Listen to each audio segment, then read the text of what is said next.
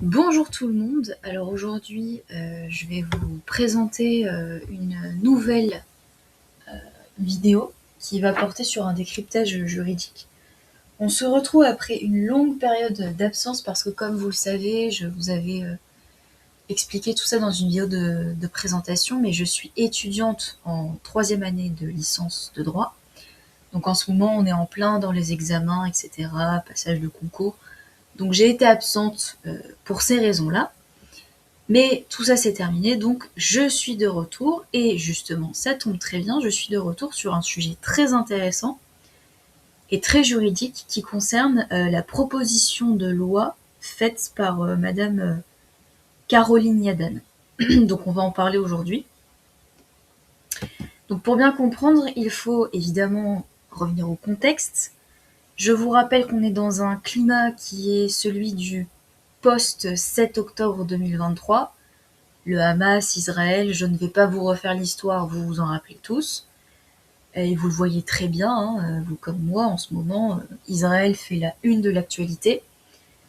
Alors, plus forcément avec le Hamas et Gaza, puisque malheureusement Gaza est un petit peu tombé aux oubliettes, maintenant c'est plutôt avec l'Iran, mais bon.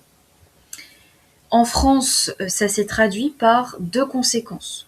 La première, c'est une explosion des actes antisémites, et la seconde, c'est une tension politique extrême. Une tension politique entre le camp qui défend Israël et le camp qui, à l'inverse, ne le défend pas. C'est là du coup qu'intervient la députée Renaissance Caroline Yadan, qui va faire un constat selon lequel l'antisémitisme aurait muté. Selon elle, en fait, il ne s'agit plus d'un nom et ne se cacherait plus derrière des discours politiques. En fait, à travers ce propos, elle vise directement la France insoumise, comme vous pouvez le voir là dans ce tweet par exemple que j'ai pris sur X, où elle dit « Je me félicite d'avoir obtenu du gouvernement un projet de loi reprenant l'intégralité des mesures de ma proposition de loi visant à lutter contre les nouvelles formes d'antisémitisme. LFI a tout perdu en voulant obstruer pour empêcher l'examen de ma PPL. » Voilà. Donc elle vise directement en fait un parti politique. Ça me semble assez clair. Et Jean-Luc Mélenchon qui a fait à son tour un tweet sur la loi Yadan qui est retirée de l'ordre du jour de l'Assemblée. Bon débarras, donc ça évidemment, ce tweet-là de Jean-Luc Mélenchon intervient bien après, hein, vous vous en doutez, mais on va y revenir plus tard. Donc, dans tout ça, il y a un sujet qui est important, c'est celui qu'on appelle l'esprit de la loi. Vous allez me dire, mais qu'est-ce que c'est l'esprit de la loi ? L'esprit de la loi, c'est un terme qu'on utilise entre juristes pour parler de l'intention. L'intention qui se cache derrière un texte. Aujourd'hui, en fait, pour condamner quelqu'un pour antisémitisme, les juges utilisent la loi Pleven de 1972. C'est une loi qui est très précise, très claire, donc pas besoin de la modifier ni quoi que ce soit. Et avec cette loi, en fait, il s'agissait de prouver que l'auteur qui a tenu des propos a voulu viser les juifs en tant que groupe humain. Donc c'est assez ciblé, c'est assez clair.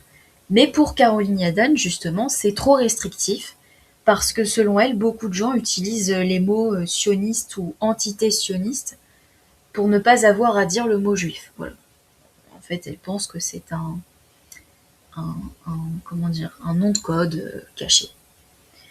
Donc son idée à travers cette proposition de loi, c'est de donner aux juges le pouvoir de considérer que le mot sioniste n'est pas juste un mot comme ça, mais est en fait un nom de code pour dire juif. En gros, elle veut une loi qui permet de condamner un propos qui est jugé douteux, même si le mot juif n'est pas prononcé. Vous vous doutez bien que c'est assez grave et que ça a un impact assez important parce que là, on bascule plutôt vers une présomption d'antisémitisme. Le texte en fait de loi veut intégrer la définition de l'IRA. Donc l'IRA, pour rappel, c'est l'Alliance internationale pour la mémoire de l'Holocauste. Sauf que le problème, c'est que cette définition, elle considère que critiquer l'existence même d'Israël ou de comparer sa politique à celle des nazis, c'est de l'antisémitisme. On va sur une définition de l'antisémitisme qui est quand même assez large. un peu trop. Juridiquement, ça change tout, parce que du coup, ça mâche le travail des procureurs, qui n'ont plus besoin de prouver la haine raciale, il leur suffira juste de prouver que le propos a été tenu, et c'est une manière en fait de contourner la loi de 1881 sur la liberté de presse pour empêcher la diffusion de slogans anti-Israël. Cette loi, évidemment, elle repose sur des piliers. Elle repose principalement sur 3 piliers, sur 3 blocs majeurs. Le premier, que vous pouvez voir là, que j'ai illustré avec un tweet, c'est sur le délit d'appel à la destruction d'un État. On va créer une infraction de sorte que si une personne appelle à la disparition d'un État reconnu par la France, elle sera punie. En l'occurrence, ici, il s'agit d'Israël, du coup. On peut lire, chapitre 7, de la provocation à la destruction ou à la négation d'un État. Le fait de provoquer directement ou indirectement à la destruction ou à la négation d'un État, ou de faire publiquement l'apologie de sa destruction ou de sa négation, est puni de 5 ans d'emprisonnement et de 75 000 € d'amende. Assez sévère quand même. Ensuite, deuxième bloc, c'est l'extension de l'apologie du terrorisme. Si vous êtes curieux, vous pouvez aller sur X, aller sur ce compte, et retrouver la vidéo du juge Marc Trévidic qui justement parle de ça, sur la loi Yadan, et qui dit je n'avais jamais vu ça, la notion de provocation implicite au terrorisme, vous imaginez ce que ça veut dire. Bon, on comprend, hein, vu sa réaction, que c'est pas rien, quoi. En fait, on veut sanctionner les provocations, même les provocations implicites, et c'est assez grave. D'ailleurs, notez bien le terme implicite, parce qu'on va y revenir après. Et le troisième pilier, c'est la pénalisation de l'antisionisme. Et là, on est vraiment au cœur du débat, parce que ça revient en fait à protéger juridiquement une idéologie politique. Donc le danger, il y a un danger à la fois arbitraire et il y a aussi un paradoxe. C'est là que ça devient dangereux, parce que si l'infraction est implicite, comme je vous le disais juste avant, dans ce cas, c'est le juge qui va devoir deviner l'intention de la personne qui a tenu les propos. C'est quand même assez flou. Un message de soutien, par exemple, qui est fait aux Palestiniens pourrait être légal pour un juge A, mais devenir une provocation pour un juge B. On perd absolument toute sécurité juridique. Et le paradoxe ici, c'est que si un citoyen français de confession juive s'oppose justement à l'existence d'Israël pour des raisons religieuses ou politiques, il se retrouve techniquement coupable d'antisémitisme contre lui-même. En fait, on définit l'antisémitisme sans regarder qui parle. On regarde en fait seulement ce qui est dit, et ce qui est dit seulement de prime abord, on ne va absolument pas dans la profondeur. Donc les tribunaux deviennent en fait des arbitres de l'identité juive, ce qui pose un énorme problème de laïcité aussi.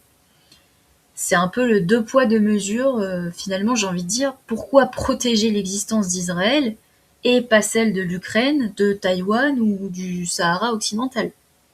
Le droit, c'est censé être quelque chose d'universel, pas à la carte comme ça. Donc il y a aussi évidemment un conflit avec la liberté d'opinion, parce que ici le vrai problème juridique majeur, c'est quand même le délit d'opinion. En France, il faut bien avoir en tête que la règle, elle est simple. On peut condamner un appel à la haine. Un appel à la haine, ça pourrait être par exemple, ouvrez les guillemets, attaquons les juifs, fermez les guillemets. Ça, c'est un appel à la haine, il n'y a aucun doute. Mais on ne peut pas condamner une opinion politique, même radicale. La loi Yadan, justement, essayait de fusionner les deux, c'est-à-dire transformer une opinion, qui est l'antisionisme, en un crime, qui est l'antisémitisme. Ce sont deux choses différentes. Si cette loi donc avait été votée, elle aurait sûrement fini à la poubelle, je pense au Conseil constitutionnel ou à la Cour européenne des droits de l'homme, parce que la CEDH sur ça a été toujours très claire. Elle protège même les propos qui choquent ou qui inquiètent. Donc critiquer la politique d'un État, c'est le cœur même de la liberté d'expression. Alors fort heureusement, j'ai envie de dire, il y a eu un dénouement une victoire démocratique, avec la force de la pétition. Donc qu'est-ce qui s'est passé ? Eh bien c'est là en fait que la société civile, c'est-à-dire vous et moi, sommes entrés en jeu, parce qu'une pétition qui s'appelle Non à la loi Yadan a explosé tous les records sur le site de l'Assemblée, avec plus de 700 000 signatures, c'est énorme. Et le 15 avril 2026, la commission des lois a essayé de classer l'affaire sans débat, ce qui a été une grosse erreur parce que ça a été perçu comme un déni de démocratie totale. Et résultat, le lendemain, donc le 16 avril, devant l'explosion de colère et de risque de prendre une veste monumentale dans l'hémicycle, la majorité a préféré retirer le texte. C'est ce qu'on appelle en fait un aveu de faiblesse politique. Voilà, ils ont préféré reculer plutôt que de subir une censure humiliante du Conseil constitutionnel. Et c'est finalement peut-être pas si mal comme ça. Donc, pour résumer tout ça, le droit français punit déjà l'antisémitisme avec la loi Pleven. Le danger de la loi Yadan, c'était surtout d'utiliser le code pénal pour sanctuariser un État étranger contre toute critique, en transformant en fait un débat politique en délit, et donc en bafouant totalement les libertés d'expression. Et puis comme quoi finalement, hein, même quand on est député, on ne peut pas tordre le droit pour servir une cause politique sans se heurter aux principes fondamentaux de notre République française. Voilà, donc dites-moi ce que vous en avez pensé en commentaire et n'oubliez pas évidemment de vous abonner pour d'autres décryptages juridiques. À bientôt.